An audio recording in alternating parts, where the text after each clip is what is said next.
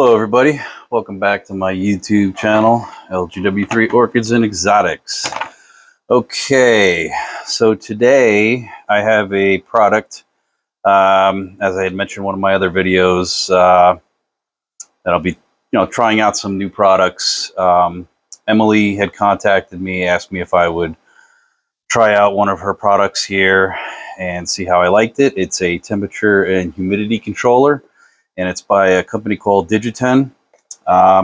We'll say it's quite an impressive little device here. Packaged very nicely, doesn't take up a lot of space, pretty straightforward with the controller. I actually went through earlier and worked with some of the programming, which I'll show you in a little bit how to set that up. It's pretty easy. It's got a lot of different set points. One of the things I love about this thing already are the set points for, turning on, I guess you could call it the minimum threshold, and then how long it will stay on, whether it's temperature or humidity. You can basically set the min and max, which is great. And it also has a calibration offset. If for some reason you think that the temperature is off by half a degree, you can go ahead and you can switch that very easily in a controller, the deviation set point. Same thing for humidity. And best of all, it's one sensor for both humidity and temperature, which is super convenient. So, all right, in order to go ahead and get this set up, I'm first going to have to take out my old setup here, which is just a straight up temperature controller for the heating mat that's underneath. So yeah, we'll go ahead and get started with that, and then we'll go ahead and install the new one.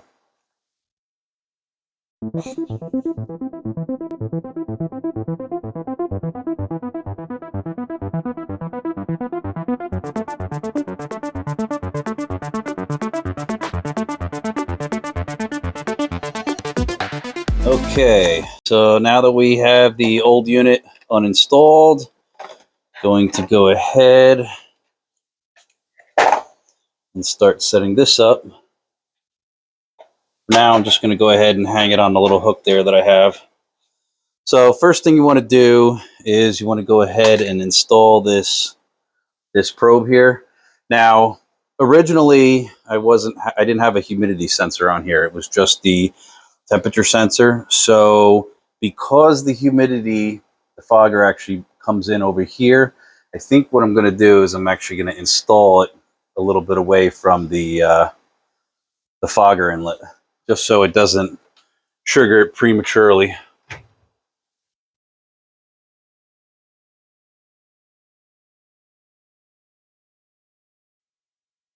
Go ahead and run this sensor down the back here. Okay, now I'm going to go ahead and plug this sensor in.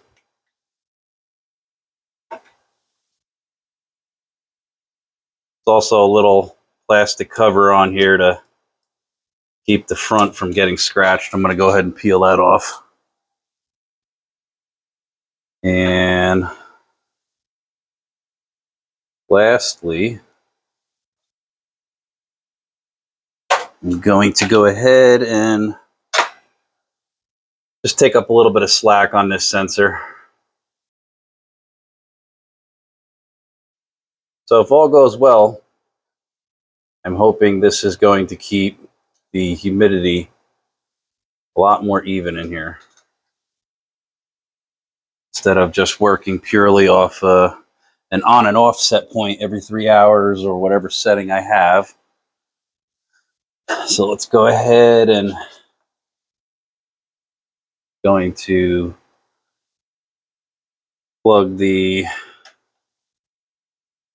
temperature the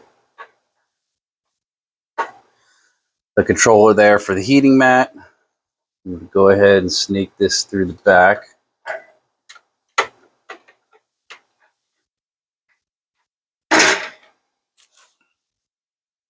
Pardon my mess here.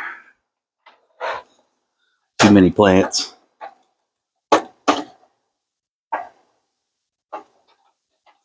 Okay, now previously I had this other Wi-Fi control outlet for the humidifier, but obviously now we're going to disregard that and we're going to plug directly in. Go ahead and plug that in. And finally,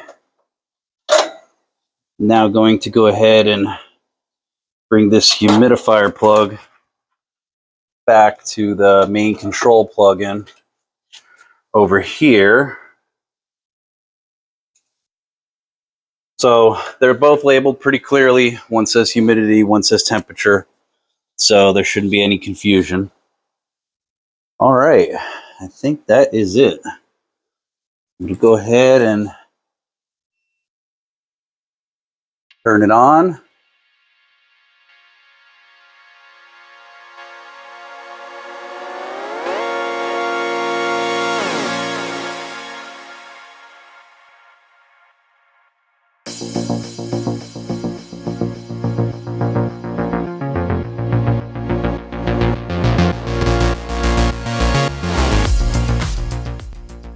Okay, so now we have everything set up in here. Everything's configured. Again, I'll give you a quick demonstration. I know it's probably showing up as the letter, the numbers and stuff like that are kind of flickering. That's just because the refresh rate is close to the camera. Okay, so I wanted to run through the settings real quick, just kind of give you an overview of how you're supposed to go ahead and set all this up. You can see down here, there's two buttons. If you hold both of those buttons in, it'll actually change it back and forth between centigrade and Fahrenheit. By default, I believe it comes in centigrade, so you're going to want to switch that. Now, one thing to note, in the manual, it mentions something about if you switch the setting, it will reset to factory default. So I'm not sure what that's about, but just be aware if you do go ahead and switch back and forth after configuring this, that you may lose your settings. Okay, so the first thing you're going to want to do is hold the set button. And you can see the little water drops at the bottom left there. You can go ahead and then click that, and you're going to see here. So RV is the first option that comes up, and this is basically your run value. So I have the humidity to set to go to 68% for it to start coming on. This is stop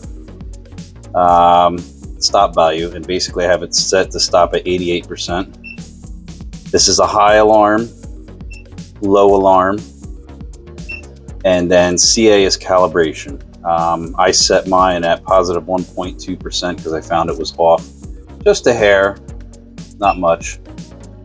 And that's it for that setting. Now I'm going to go ahead and I'll show you how we would configure for heating mode. Once you see the water drop again after the set button's held in, you're going to hit the other button up. You can see it flashing now for temperature. You'll go ahead and click that. Again, I have it set for the heater to come on at 61.5. Goes off at 68.5. 86 degrees is the high alarm, low alarm. Now, DP, which is for heat and or cooling, this is for time of compressor delay starting. I guess this is if you have this on some sort of refrigeration unit, so you don't keep starting and stopping the unit, prematurely and overworking the compressor. You allow it some time in between to stay off before it kicks in again. So again, this has a calibration factor. I left this one at 0. Temperature was pretty accurate. And that's it. Go ahead and hold set in. All right, so that's pretty much it. So pretty easy, straightforward to program. Again, nice little unit. So I highly recommend this product, and we'll come back in like a few weeks, months time, and we'll see how everything's doing in its terrarium.